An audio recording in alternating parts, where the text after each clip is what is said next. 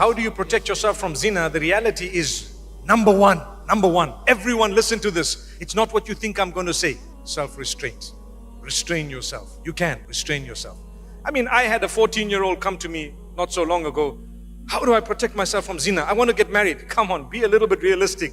You got to protect yourself. You restrain yourself. Sabr. Come on, your day will come. When we were young, we also used to look at the opposite sex sometimes and think, when will I ever get married? Today, mashallah, we've got children of our own, mashallah. I'm sitting on about 8 children by the will of Allah. So, subhanallah, to be honest with you, you have to protect yourself. That's what sabr is all about. The reward you're going to get is for abstaining from prohibition. That's the reward. So not only your salah and your zakah, that's doing good deeds, but abstaining from bad is also a reward. So here's your opportunity, stay back. However, the hadith speaks about fasting. So you will fast. Fast every Monday and Thursday, fast 3 times a month. This will help you. Concentrate, have good company. Good company really goes a long way in protecting you from adultery. So what we need to do, subhanallah, is protect ourselves, have good company, read a lot of the Qur'an, go into lessons, try and expand your religious learning. Watch out how you use your phone. How you use your phone. I want to tell you something sad. Many of us feel we're in love with someone because of the phone. But the person in real life, I've come across so many who've got married as a result. A few have been happy, but a lot say, it's not who I thought it was. You know why?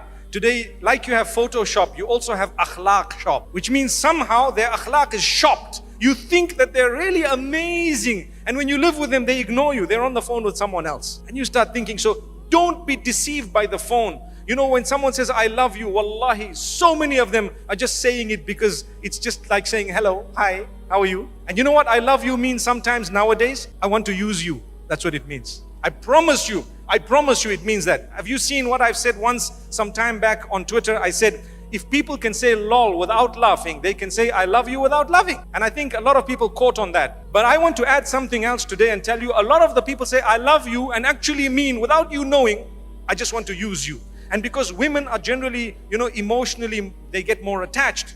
It's sometimes the youth, the young men who are abusing this attachment. So be careful. Abstain, be strict on yourself. You fast, you have good company, and you try and engage in more acts of worship. Go out and become a volunteer. Help here, help there. And subhanallah, when the time is right, then you start opening your eyes. And I have one statement for a lot of the brothers and sisters who are not married. Subhanallah. And that is, before you are married, don't close your eyes onto one person. As tough as that sounds. As tough as it sounds. Once you're engaged, then you close your eyes. Done.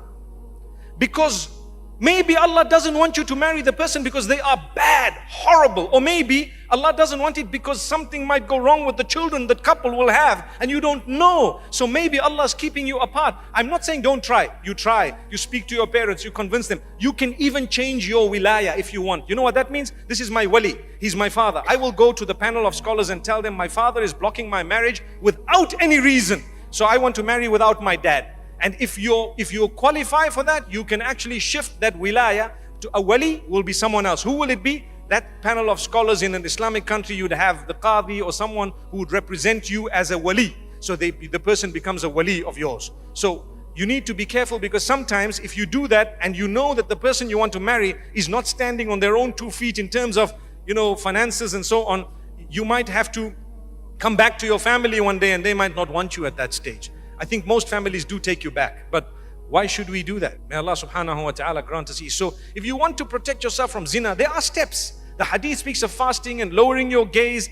Today people watch movies and watch this, and you know what? We see all these tutorials. Hijab tutorials are being watched by the males. I don't know what for. Hijab tutorials. And they forward you and say, did you see this hijab? Is this the camel hump? Brother, there's a hump in your head, man. May Allah subhanahu wa ta'ala forgive us.